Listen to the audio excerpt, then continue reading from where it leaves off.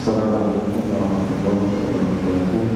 Dan panggilan bintu Siddiqah atau dapatkan gelar sebagai Siddiqah, yang artinya adalah seorang wanita yang akan dapat dipercaya. Bintu Siddiqah artinya anak daripada orang yang sangat dapat dipercaya, artinya anak daripada Abu Bakar As-Siddiq radhiyallahu anhu.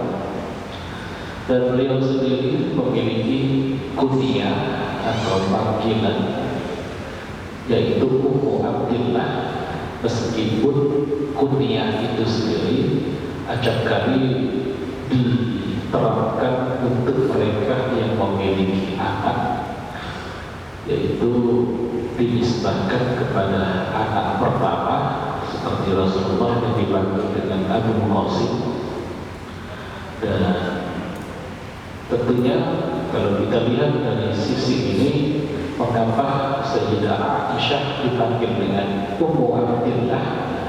Hal ini tak lain dan tak bukan karena pada saat dia menghadap Rasulullah, beliau sedih karena tidak memiliki kunyah. Maka Rasulullah mengatakan kepada Aisyah bahwasanya mulai saat ini kau dapatkan kunyah Ummu Abdillah, anaknya ibu daripada Abdullah, yaitu anak Rasulullah dari Khadijah yang bernama Abdullah, berarti keponakan daripada Sayyidah Aisyah.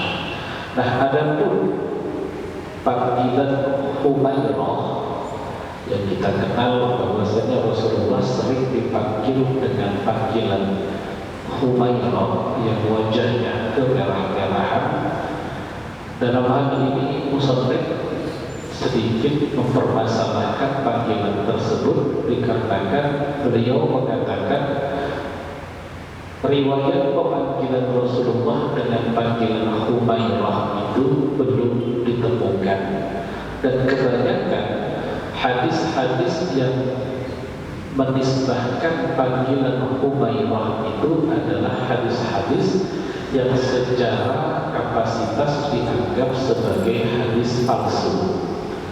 Dan ada satu hadis yang dianggap bahwasanya itu diriwayatkan oleh Imam Anas, akan tetapi ternyata di Sahih Anas bin Malik itu tidak ditemukan periwayatan yang berkaitan dengan panggilan tersebut. Oleh karena itulah panggilan Humairah ini dianggap satu panggilan yang lemah dari Rasulullah, dan Rasulullah lebih sering memanggil Sayyidah Aisyah dengan panggilan bintu Siddiqah, anak dari orang yang bisa dipercaya, artinya anak Abu Bakar As-Siddiq radhiyallahu anhu. Bapak Ibu kaum muslimin dan muslimat rahimakumullah, dari segi nasab Rasulullah SAW bertemu dengan Sayyidah Aisyah dari sebelah bapaknya atau dari sebelah Abu Bakar. Rasulullah bertemu kakek yang ketujuh daripada Aisyah, sementara dari sebelah ibu bertemu pada kakek yang ke-11, yang mana Aisyah ini sendiri secara nasab beliau adalah Aisyah bintu Abi Bakar As-Siddiq radhiyallahu anhu bin Abi Kuhafa. Abi Kuhafa ini adalah kunyah, nama beliau adalah Usman bin Amir bin Umar bin Ka'ab bin Sa'ad bin Tay bin Murrah bin Ka'ab bin Dunay bin Bihir bin Malik. Ini dari nasab Abu Bakar. Sementara dari nasab ibu beliau yaitu Ummu Ruman, beliau adalah Aisyah binti Ummu Ruman binti Amir bin Uwaimir bin Abdul Syams bin Ikam bin Uzainah bin Sabir bin Wahban bin Haris bin Ghanam bin Malik bin Kinanah. Mereka bertemu di kakek Rasulullah yaitu bin Kinanah. Nah, Ummu Rumman sendiri sebelum menikah dengan Abu Bakar As-Siddiq radhiyallahu anhu diketahui bahwasanya ia pernah menikah dengan salah seorang daripada penduduk Mekah itu sendiri, sampai kemudian suami pertama daripada Ummu Rumman ini wafat, barulah kemudian Ummu Rumman menikah dengan Abu Bakar As-Siddiq radhiyallahu anhu. Dan dari Ummu Rumman, Abu Bakar As-Siddiq memiliki 2 orang anak, yaitu Sayyidah Aisyah dan kemudian Abdurrahman, yang ini merupakan saudara kandung daripada Aisyah. Sementara dengan Asma binti Abi Bakar, Asma yang merupakan saudari Aisyah, bibi daripada Sayyidah Fatimah, ini adalah saudari berbeda ibu dengan Sayyidah Aisyah. Jadi Asma binti Abi Bakar yang terkenal dengan Zatul Ritaqaini, wanita yang memiliki 2 ikat pinggang, karena dia memotong ikat pinggangnya pada saat membungkus bekal Rasulullah yang akan berangkat hijrah bersama dengan Abu Bakar.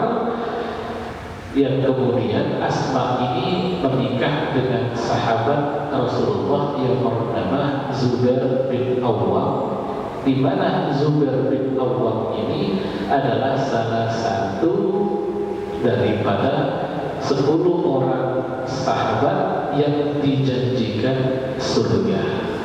Pernikahan Asma binti Abi Bakar kemudian melahirkan keturunan yang bernama Abdullah ibn Zubair, yang nanti beliau Abdullah bin Zubair ini banyak membaktikan waktunya untuk melayani bibi beliau, yaitu Aisyah radhiyallahu anha.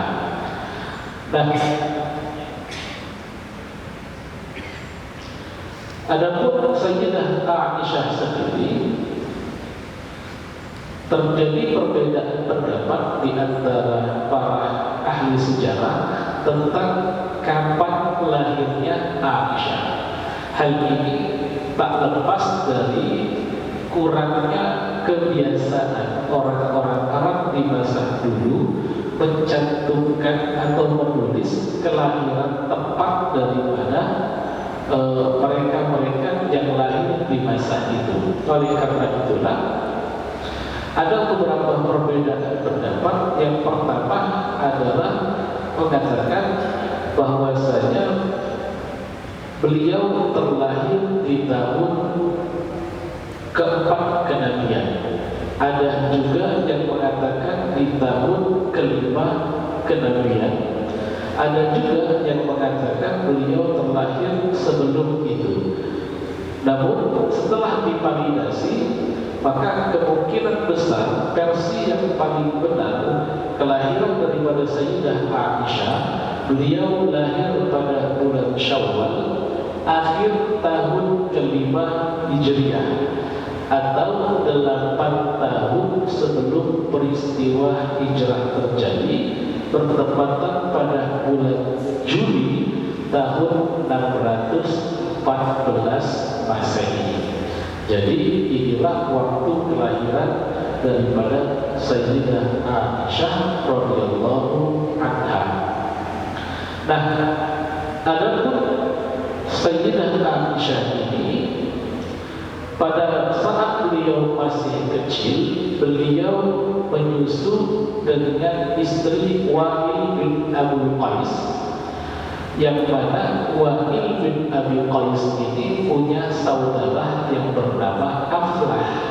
Dalam beberapa riwayat disebutkan bahwasanya Aflah ini pernah datang ke rumah Aisyah sebagai seorang paman sepersusulan dengan Aisyah. Nah, Aisyah ini khawatir bahwasanya dia bukan mahram, sehingga tidak mengizinkan dan memberitahukan kepada Rasulullah. Ternyata Rasulullah mengizinkan Aflah untuk masuk ke rumah Sayyidah Aisyah, dan ini menunjukkan bahwa